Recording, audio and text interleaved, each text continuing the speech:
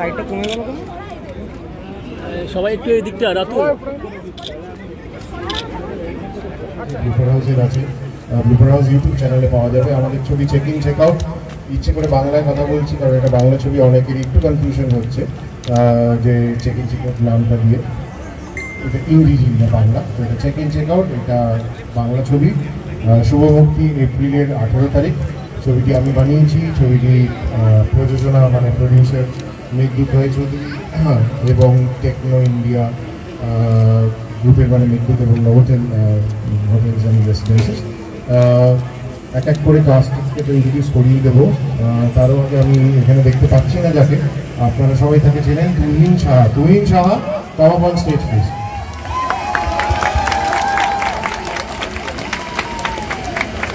Back band on stage please. শুরু করতে হতো আমাদের প্রমোশন, কিচ্ছু করেনি, এখানেই ট্রেলার দেখলাম আমরা সবাই। ভীষণ নতুন রকম, নতুন ফ্লেভার, ফ্রেশ একটা ছবি। আর ভীষণ দুঃখটুক্ষ নেই খুব একটা, মানে যখন বেরোবে না খুব মজা করে বেরোবে, মানে খুবই কি বলবো, হাহাহিহি করতে করতে ছবিটা দেখা যাবে। ছবিটায় অনেক কিছু আছে, এরকম ভালো ভালো অভিনেতারা আছে, যদি ইচ্ছে করে প্লিজ দেখুন। এটা ভাড়া নয়, এটা Techno, this is the spirit of Techno India, ওটা বুঝতে হবে। অবশ্যই আমাদের প্রথম ছবি, but it's a very special film. এটা কিন্তু টেকনো ইন্ডিয়া থেকে আমরা শুধু প্রডিউস করেছি এটা নয়। I think before I speak I would like to invite the students who work. এটা এরকম কোনো কলেজ নেই, কোনো ইউনিভার্সিটি নেই যেখানে ছাত্রছাত্রীরা পড়াশোনা করতে করতে একটা ফুল লেন্থ ফিচার ফিল্মে কাস্ট ক্রু হিসেবে থাকতে পারে। আগে তোরা সামনে আয়, সবাই সবাই cast. Big hand for all the students of Techno India, যাদের ছাড়া কিন্তু এই প্রজেক্টটা হতো না। I think all of us agree on that. Thank you so much for. দেখে কানে কানে সত্যজিৎ দাকে বললাম আর একটু বেশি হলে ভালো হতো না। তো সত্যজিৎ দা বললো, দেখ আমাদের ছবিটা একটু ছোট ছবি, তাড়াতাড়ি দেখবে, খুব স্পিডে দৌড়চ্ছে, তো সব কিছু যদি বের করে দিই মনে হচ্ছে যে সবটা বেরিয়ে যাচ্ছে। একটু সাসপেন্স থাক। 18 তারিখ অব্দি, 18 এপ্রিল আসছে চেক ইন চেক আউট। আমি ভীষণ এক্সাইটেড। হোটেল হসপিটালিটি ইন্ডাস্ট্রি নিয়ে একটা কাজ, খুব কম, মানে বেশি তো আমরা দেখতে পাই না শাহজাহান রিজেন্সি বোধহয় লাস্ট হয়েছিল, তারপরে এই ছবিটা। হ্যাঁ, প্রিমাইসটা এরকম, হোটেলে শ্যুট হয়েছে, তোমরা এতক্ষণে জেনে গেছো। এরকম একটা হোটেল যেটা আমার ফ্যামিলির, মানে কি বলবো, আমার ফ্যামিলি বিজনেস হয় না সেরকম। এবং আমি এখন এসছি দায়িত্ব নিয়ে জিএম হয়ে। আমি আমার মতন চালাতে চাই, নতুন যুগের মেয়ে, এবং নতুন করে নতুন স্ট্র্যাটেজিতে চালাতে চাই। কিন্তু সমস্যা হয় দাদুকে নিয়ে। কাম মেন্টর কাম দাদু, উনি আসেন, উনি এসে বলেন না আমি যেরকম করতাম সেরকম করতে হবে। সেখানে গিয়ে একটা জেনারেশন গ্যাপ, একটা ঝগড়া, একটা বাওয়াল, এবং তারপরে আমি বলছি আমাকে আমার মতো থাকতে দাও এবং তুমি যাও, তোমার সময় আমি ইন্টারফেয়ার করিনি, তুমি আমার সময় করো না। এবং তারপর দাদু বোঝায় যে সবসময় প্রফিট লস ভেবে লাভ নেই, একটু ইমোশনস একটু ভাবো যে যখন কেউ হোটেলে থাকতে আসে তখন বাড়ি ছেড়ে আসে, রাইট? বাড়িটাকে যেন মিস না করে। এবং অনেক কিছু ঘটে, মানে কিছু স্টোরি তৈরি হয়, কিছু স্টোরি ভাঙে, এরকম একটা গল্প। এবং দাদু কিছুটা সময় দেয়, আমরা দুজনে ফাইনালি একটা ডিল করি এবং দেখি যে কি হয়। অনেক কিছু ঘটে এই সময়টার মধ্যে। পুরো ছবিটার বিষয়বস্তু এই, আমি সব বলে দিয়েছি, কিন্তু এরপর কিছু বলবো না। 18 তারিখে দেখতে আসতে হবে। আজকে আমরা সবাই ভীষণ এক্সাইটেড, কারণ আমরা এক্ষুনি আমাদের ছবি চেক ইন চেক আউটের ট্রেলার সবে জাস্ট দেখে এলাম। তো বুঝতেই পারছেন এতদিন ধরে একটা ছবি এত কষ্ট করে পরিশ্রম করে অনেক স্বপ্ন নিয়ে তৈরি করা হয়, এন্ড রেজাল্টটা কি হবে সেটার জন্য আমরা সবাই ওয়েট করে থাকি। তো আজকে ট্রেলারটা দেখে আমরা সবাই খুব এক্সাইটেড। মানে 18 এপ্রিল আমাদের ছবি রিলিজ করছে চেক ইন চেক আউট। আপনারা প্লিজ আপনাদের কাছের হলে যান, গিয়ে ছবিটা দেখুন।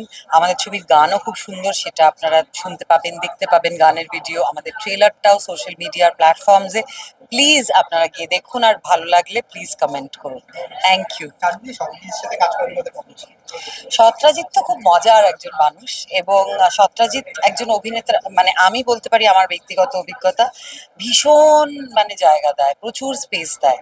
ও তোমার এটা মনে হচ্ছে, হ্যাঁ তুমি করো না, আচ্ছা তোমার এটা ঠিক লাগছে, আচ্ছা তুমি করো। এটা যদি একজন অ্যাক্টর পায়, সে আরো কনফিডেন্স পেয়ে যায়, তার মনে হয় যে ঠিক আছে তাহলে আমি চরিত্র নিয়ে আর একটু অন্যরকম ভাবে ভাবি। আমার ডিরেক্টর তো আমাকে লাইসেন্স দিয়েই রেখেছে। তো সেই এরকম মানে ডিরেক্টর এরকম হলে অ্যাক্টরদের অনেক সুবিধা হয় আর কি।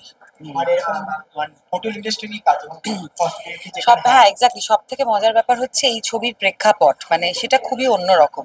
এখনো পর্যন্ত এরকম ছবি হয়নি এখানে, এবং ভিজুয়ালিও তো ভীষণ সুন্দর লাগছে দেখতে। এবং এইটা অনসাম্বল কাস্ট, আলাদা আলাদা বিভিন্ন বিভিন্ন চরিত্রের আলাদা আলাদা গল্প আছে এই ছবিটাতে।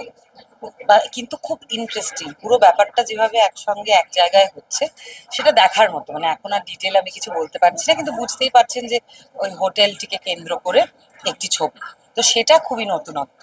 আর আমরা শুটিং করাকালীনও খুব মজা করেছি, সবাই মিলে অনেক খাওয়া দাওয়া আনন্দ আড্ডা, তার মধ্যে ডে নাইট শুটিং চলেছে, কিন্তু খুব মজা করেছি। ছবিটা USP কি হবে? ছবিটার অনেকগুলো তো আছে ইউএসপি। এক হচ্ছে কাস্ট, মানে অনসাম্বল কাস্ট, রাতুল শঙ্কর এত বছর পরে একটা একদম অন্যরকম ক্যারেক্টারে।